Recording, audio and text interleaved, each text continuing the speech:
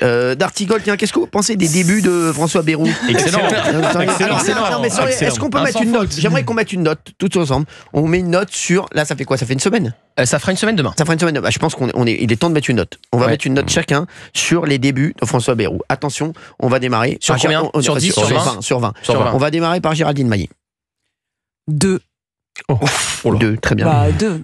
Ouais, ne serait-ce que par son Falcon, son voyage à Pau, enfin voilà, tout est cataclysmique, on a l'impression qu'il est perdu, qu'il n'est pas du tout l'homme de la situation. Et moi je crois à ce que dit Gauthier, je pense que ça sent plus le sapin qu'au pied du sapin. Je vais répondre à ça. Je pensais que je serais le plus dur, alors là, vu que tu as mis 2, je vais être un peu moins sévère que toi. Si on devait noter au nombre de gaffes, je mettrais 20 sur 20, parce que franchement c'est un sans faute, c'est un jour une gaffe, donc voilà. Non, c'est vraiment un démarrage très raté. Je mettrais 7 sur 20. 7 sur 20. 7 sur 20. C'est gentil. Voilà. 7 sur 20 venant de vous, 7 sur 20. Il me reste un peu de clémence. Non, franchement, 7 sur 20. Je m'attendais à 3. Parce qu'en dessous, j'aurais l'impression d'être cruel. Moi, je veux pas être cruel. Mais qu'est-ce qu'il a fait de bien, en rien. fait et donc rien. 7, non, parce qu'il est sympa. Il n'a pas l'air sympa du tout. C'est sur 20, on est d'accord. Ouais. Alors attention, Fabien Lecoeuvre. Moi, je mettrais 12. Je mettrais un peu plus que la moyenne. Pourquoi? 12, c'est pas 20 non plus. C'est pas un très bon élève. C'est même assez bien, on va dire. Alors, c'est assez bien. Non, assez bien parce que d'abord, ça fait pas une semaine qu'il est au poste. Justement, c'est le problème. Non, mais attendons d'avoir peut-être un peu plus de vues quand même pour regarder ce qu'il a fait sur le fond ou pas, et voir le résultat. Parce que peut-être que le 10 janvier, vous allez tous être bluffés, mais il n'y aura pas forcément de dissolution. Bon. Le de dissolution le 10 janvier, ça c'est sûr. On ne peut pas redissoudre avant l'été prochain. Mais du coup, vous auriez mis combien à Michel Barnier si on avait eu la même question? Michel Barnier. Au bout d'une semaine. Moi, j'aurais mis 10. Ah non, Michel moins bien que François Bayrou. Oui, j'aurais mis moins bien. Non. Parce que la première erreur. Vous auriez mis 10 à Michel Barnier? Oui, parce que la première erreur de Michel Barnier, mais on a le droit de penser ce qu'on pense. Bien sûr. Ah oui, non, mais à un moment donné, et de le dire, c'est-à-dire que, non, mais il faut expliquer que Michel Barnier, dès le début, pour moi, c'était une erreur quand il a commencé à éloigner aussi bien les gens de la France Insoumise que les gens du Rassemblement National. Il fait exactement pareil aujourd'hui. Alors oui, depuis ça. Il fait aujourd'hui, il accepte pas. C'est un peu ce qu'il a fait aussi aujourd'hui. Mais peut-être qu'il a un autre plan derrière la tête.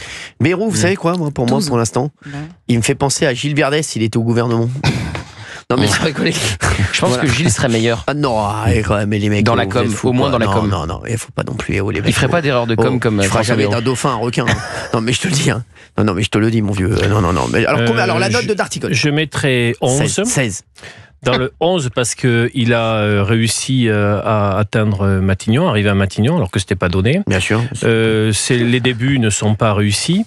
Je ne comprends pas la décision d'aujourd'hui de faire appel au chef de parti d'entrer au gouvernement parce qu'il avait théorisé auprès d'Emmanuel Macron qu'il fallait surtout pas négocier avec les chefs de parti, que ça faisait trop 4e République et qu'il fallait justement se sortir des griffes des chefs de parti. Donc je ne comprends pas la proposition d'aujourd'hui.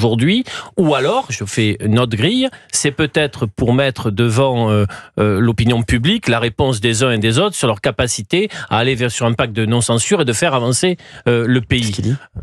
Oui, non, ce que je dis est assez simple. C'est-à-dire que peut-être qu'il veut aujourd'hui compter celles et ceux qui souhaitent aller aux affaires, redresser le pays, parce qu'il y a besoin d'un budget pour la prochaine année, il y a besoin de choses fortes, rapides, essentielles pour Mayotte, il y a la crise des agriculteurs, il y a un pouvoir d'achat, il y a des Français qui vont basculer sur les fêtes de fin d'année, et c'est un sujet qui vous tient à cœur, Cyril, qui ne savent pas comment faire pour les fêtes de fin d'année, et ça c'est le gros sujet du jour. Oui, mon chéri Olivier, donc il y a des décisions à prendre. Mais Olivier, je vous adore, mais c'est fini là.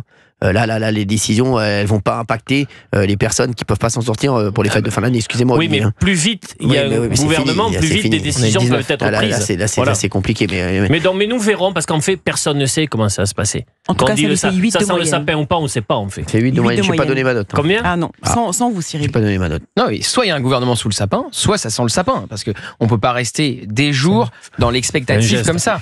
De toute façon, la seule solution, c'est soit c'est de récupérer les Républicains.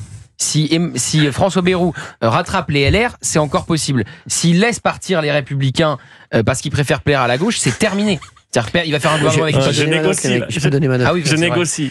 14. Voilà.